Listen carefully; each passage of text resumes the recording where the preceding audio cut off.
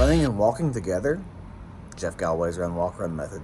To the Galloway. 5, 4, 3, 2, 1. They can use the Galloway run, walk, run method, a proven way to get you to the finish line strong.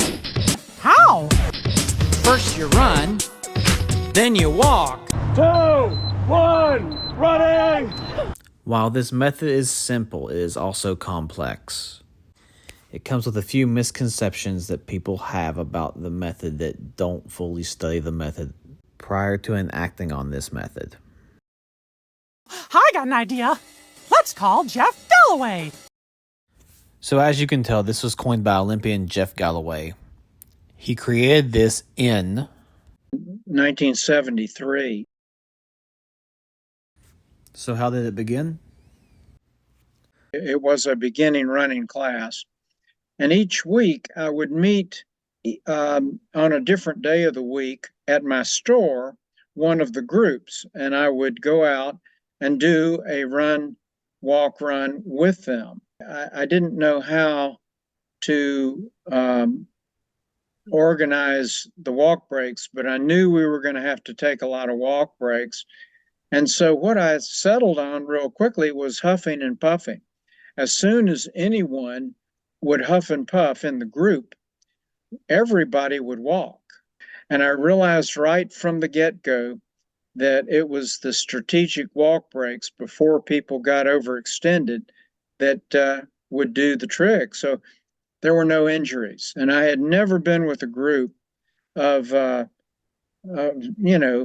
dozen or more runners over 2 months that didn't have injuries. I started collecting data, and we now have more than 500,000 people in our database. Now, there's a few misconceptions with this concept. I was one of the guilty ones who made one of the biggest misconceptions, according to Jeff, that you could make. If you can maintain these paces, that means you're going to run these times per mile, correct? Nope, that's not how this works. The misconception is that they should run a certain portion in the beginning before they took a walk break. And when they start to get tired, that's when that they will often start. The actual fact is that the first walk break you take within the first minute can erase all of the fatigue and stress buildup. If you wait even a mile before taking a walk break, you've got 1 mile of stress on your legs that you'll never get rid of on that run. The reason to do the run, walk, run method is it gives you cognitive and physical control over your workouts and your races. If you perform it correctly, it eliminates exhaustion and fatigue. Another reason for doing this method is it makes it easier for beginning runners, injury-prone runners, or returning injury runners to actually come back with a complete way of running. According to Galloway's data, most runners that have ran a half marathon before can run 7 minutes faster by doing the run, walk, run method. One of the biggest things about the walking recovery that I failed to do correctly the first few times I did this method is if you walk any longer than 20 or 30 seconds, typically it makes it harder for you to start running again and increases your time, making it slower for you to run over time. So when it comes to walking, according to Jeff, you want to be more relaxed instead of power walking. More of a relaxed style. The power walking actually has been shown in several studies to produce a higher injury rate than running. So you just want to walk in a natural way. Now, it is possible to speed up your walk. I've ran a few races with the Galloway Pacers. To obtain the 2:30 half marathon, I did 60-30 with the pace group. My running average pace was roughly 9-10 minutes per mile.